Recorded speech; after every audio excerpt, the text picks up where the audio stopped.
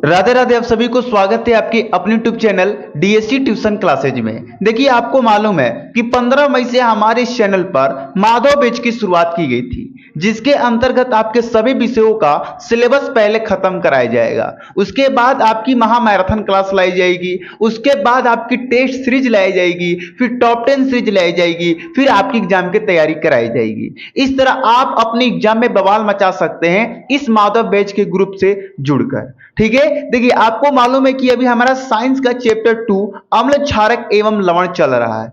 इसके अंतर्गत हमने 2 क्लासेज ले लिया है। आज इसका तीसरा क्लासेज है इस चैप्टर का, और मैं कोशिश करूंगा कि आज किस क्लास में ये चैप्टर आपका खत्म हो जाए, और इसके बाद हम कल आपके लिए एक नई सरप्राइज लाने वाले हैं, एक इंटरेस्टिंग वीडियो लेके आने वाले हैं, जिसके बारे में हम वीडियो को लास्ट में बात करेंगे। ठीक है, चलिए शुरू करते हैं। देखिए, आज किस क्लास में हम इस चैप्टर का सबसे इंपॉर्टेंट टॉपिक पढ़ने वाले हैं, जहां से एक एमसीक्यू आपके पेपर में आने की गारंटी मैं ले लेता हूं, 100% में लेता हूं कि यहां से एक एमसीक्यू, एक बहुकल्पीय प्रश्न आपका जरूर फंसेगा। तो आप थोड़ा ध्यान से देखिएगा, ठीक है। और एक बात और बता दूं, इस चैप्टर का नोट्स, यदि ये इस क्लास में ये चैप्टर खत्म हो जाता है तो आज ही इसका पूरे चैप्टर का नोट्स मैं व्हाट्सएप ग्रुप और टेलीग्राम ग्रुप में शाम को 7 बजे के बाद, इस क्लास खत्म होने के बाद आपको मैं दे दूंगा। ठीक है, चलिए शुरू करते हैं। PH scale. ये पीएच स्केल क्या है, पहले ये देखिए। कल हमने सूचक के बारे में पढ़ा था, तो सूचक को याद रखिए क्योंकि यहां पर सूचक का काम आने वाला है।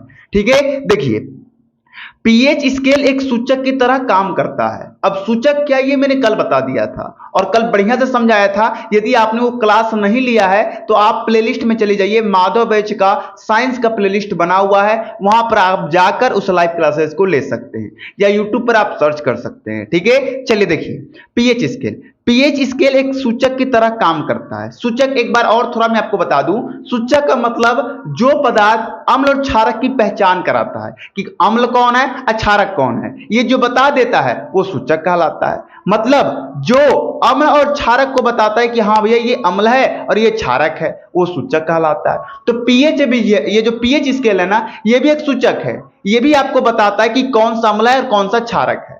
समझ गए मेरी बात? तो पीएच स्केल एक सूचक की तरह काम करता है, जो अम्ल और क्षारक की पहचान कराता है, जो अम्ल और क्षारक की पहचान कराता है। पीएच स्केल का, ये पीएच का पूरा नाम है पावर ऑफ हाइड्रोजन। पीएच का पूरा नाम पावर ऑफ हाइड्रोजन, याद रखिएगा, बहुत इंपॉर्टेंट ये चीज है।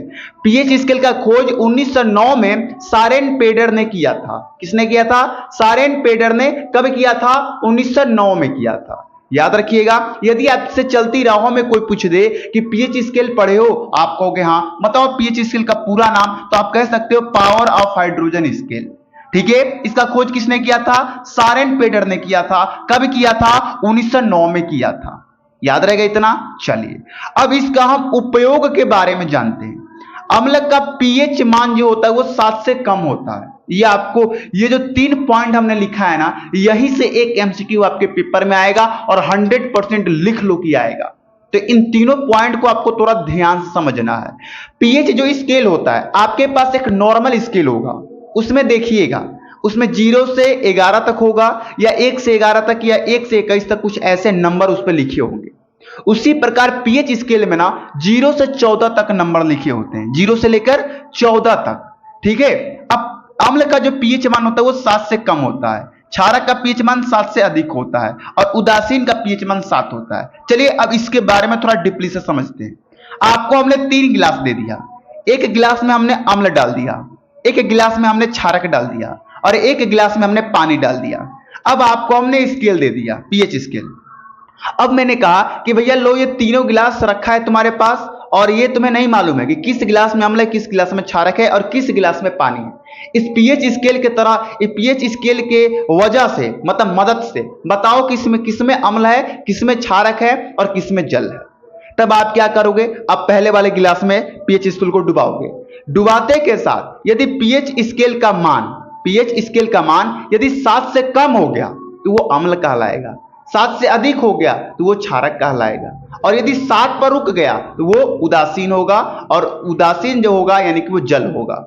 ठीक है, यदि जल का पीएच मान कोई पूछे तो 7 बताना, और उदासीन का पीएच मान 7 होता है, याद रखना। समझ में आ गया। अब जैसे HCl हाइड्रोक्लोरिक अम्ल, इसका पीएच मान कितना होगा? 7 से कम होगा क्योंकि एक अम्ल है। सल्फ्यूरिक अम्ल, इसका पीएच मान कितना होगा? 7 से कम होगा क्योंकि सल्फ्यूरिक अम्ल एक अम्ल है।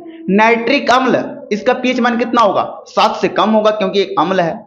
सोडियम हाइड्रोक्साइड, इसका पीएच मान कितना होगा? तो 7 से अधिक होगा क्योंकि ये क्षारक है। पोटेशियम हाइड्रोक्साइड, इसका पीएच मान कितना होगा? 7 से अधिक होगा क्योंकि ये क्षारक है। जल का पीएच मान कितना होगा? 7 होगा क्योंकि ये उदासीन है। उदासीन मतलब जिसमें अम्ल और क्षारक दोनों में से कोई गुण नहीं पाया जाता है, ना वो खट्टा लगता है ना वो कड़वा लगता है, एकदम सिंपल स्वाद रहता है, उसको हम उदासीन कहते हैं। समझ में आ गई मेरी बात? मेरे अंदाज से पीएच स्केल बिल्कुल आपका क्लियर होगा। मैंने बहुत आसान शब्दों में लिखा है और बहुत आसान शब्दों में आपको क्लियर करने की कोशिश की है। समझ गए मेरी बात? आगे बढ़ा जाए, चलिए।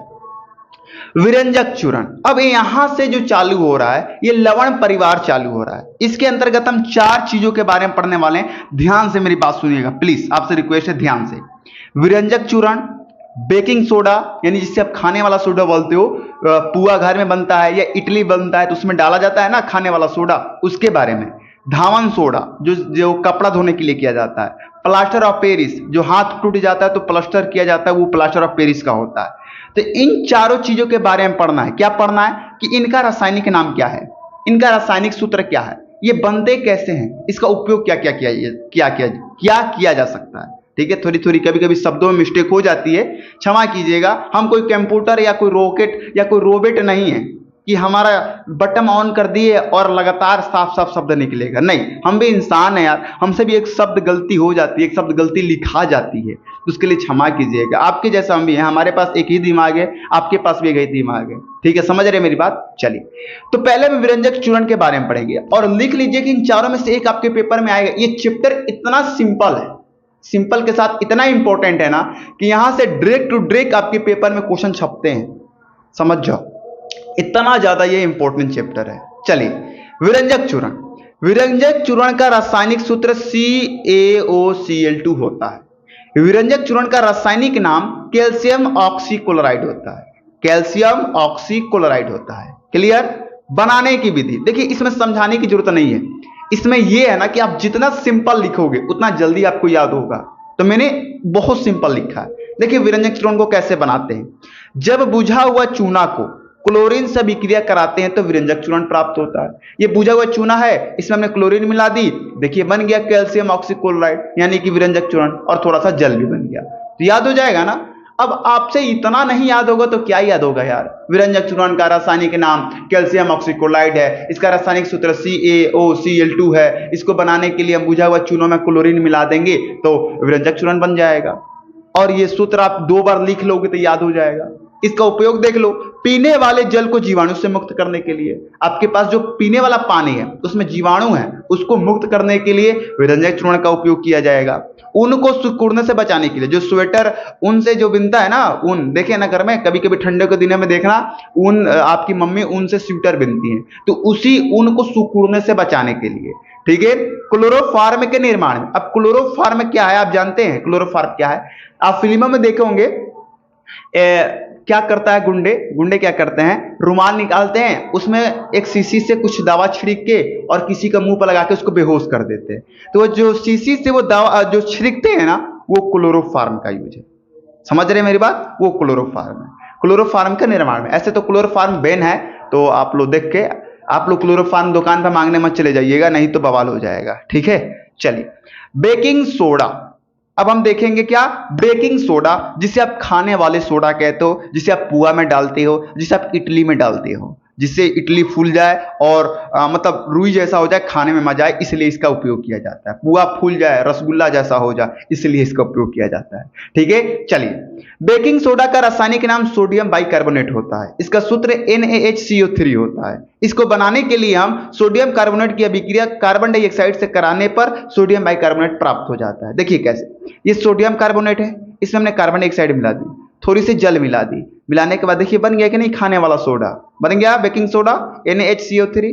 चलिए, इसका उपयोग देख लीजिए। इसका उपयोग पहला चर्म रोग के इलाज में, दूसरा अम्लता को दूर करने में, तीसरा दूध को फाड़ने में। समझ गए? अम्लता यानी खट्टापन को दूर करने में। याद रहेगा। चर्म रोग यानी कि जैसे आप देखते होंगे अपने हाथों पर या पैरों पर या गर्दनों पर फोड़ा फुंसी निकल जाना, ये सबके इलाज में होता है।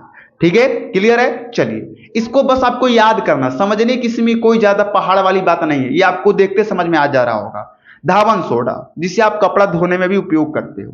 रासायनिक नाम इसका सोडियम कार्बोनेट होता है। इसका रासायनिक सूत्र Na2CO3.10H2O होता है। ठीक है, चलिए अब बनाने की विधि देख लीजिए, बहुत सिंपल है। यहां पर ये सोडियम कार्बोनेट है, सोडियम कार्बोनेट में हमने 10 जल की अणु डाल दी, क्या बन गया हमारा, बन गया धावन सोडा, सोडियम कार्बोनेट। क्लियर। अब इसको आप इस पर टिप्पणी लिखना चाहते हो, जैसे कि ये देखो, ये बनाने की विधि पर हमने ये टिप्पणी लिखी, उसके बाद ये सूत्र लिखा, लेकिन यहां पर हमने डायरेक्ट सूत्र लिख दिया। तो यदि आप यहां पर टिप्पणी लिखना चाहते हो तो आप खुद से भी लिख सकते हो ना, कि सोडियम कार्बोनेट में 10 जल के अणु के साथ अभिक्रिया कराने पर धावन सोडा प्राप्त होता है। इसलिए मैंने नहीं लिखा, कि आप अपने से भी लिखने की कोशिश करो। ठीक है, इसका उपयोग कपड़ा धोने में, साबुन के निर्माण में, जल की कठोरता को दूर करने में। क्लियर। चलिए एक last topic, plaster of Paris. Plaster of Paris, इसका रासायनिक नाम कैल्शियम सल्फेट होता है। इसका रासायनिक सूत्र CaSO4:1/2H2O होता है। ठीक है, क्लियर है। इसकी बनाने के लिए हम जिप्सम, ये जिप्सम का सूत्र होता है। ये जिप्सम भी एक प्रकार का पदार्थ, एक प्रकार का तत्व, एक प्रकार का यौगिक है। जिप्सम को हमने 120 सेल्सियस पर गर्म कर दिया। गर्म करने के बाद ये देखिए प्लास्टर ऑफ पेरिस बन गया। अब इस पर आप टिप्पणी लिखना चाहो तो लिख सकते हो कि जिप्सम को 120 सेल्सियस पर गर्म करने पर प्लास्टर ऑफ पेरिस प्राप्त होता है। क्लियर, आगे बढ़ा जाए। चलिए, इसका उपयोग देख लीजिए, टूटी हुई हड्डियों को जोड़ने में, मूर्ति और खिलौनों को बनाने में, अग्निरोधक में, बस ये 3 उपयोग इसका है। तो आज की क्लास आपको कैसी लगी ये कमेंट करके बतानी है, और समझिए कि आपका चैप्टर 2 एकदम बिल्कुल खत्म हो चुका है। अब इस चैप्टर में कोई भी टॉपिक आपका शेष नहीं बचा है। हमने साइंस का चैप्टर 1, चैप्टर 2 बिल्कुल साफ सुथरे क्लियर कर लिया है। कल क्या आने वाली है, कल आपके लिए क्या सरप्राइज है वो मैं आपको बता दूं। कल मैं एक वीडियो लेके आने वाला हूं क्लास 10 हिंदी की। उसमें क्या रहेगी कि मैं आपको हिंदी की कुछ ऐसे टॉपिक बताने वाला हूं जिसे आप पढ़कर हिंदी में 70 में 70 फोड़ सकते हो। मतलब कि बस उतना पढ़ लोगे ना तो 70 में 70 आराम से आ जाएगा। वो कल वीडियो आने वाली है, तो वो बहुत इंपॉर्टेंट है। सोचो ना, एक वीडियो से आपकी 70 में 70 पक्का होने की मैं गारंटी ले रहा हूं। तो कुछ ना कुछ उस वीडियो में खास होने वाली है। तो वीडियो कल इसी समय शाम 7 बजे ही आएगी, तो आप सब लोग उसका इंतजार जरूर कीजिएगा और अपने दोस्तों को बता दीजिए कि देवासर क्लासेज, देवासर क्लासेज तो 12 वालों के लिए, ये डीएससी ट्यूशन क्लास है। इस पर क्लास 10 की संपूर्ण तैयारी बिल्कुल फ्री में कराई जा रही है। मॉडल पेपर जैसे आएगा यूपी बोर्ड की तरफ से, तुरंत मैं मॉडल पेपर सॉल्व कराऊंगा। ठीक है, टेंशन नहीं लेना है कि सर मॉडल पेपर करा दो, सर टेस्ट करा दो, सब कुछ हम कराएंगे। बस अभी आप ध्यान दो अपने सिलेबस पर। सिलेबस खत्म करके कम से कम इस सिलेबस का 2 या 3 बार रिवीजन करना है हमें, इतना माइंड में बैठा के रखना। ठीक है, आज की क्लासेज कैसे लगी कमेंट करके बताना है, हमें जाने की याद दीजिए। मिलते हैं कल शाम को 7 बजे। जय हिंद, जय भारत।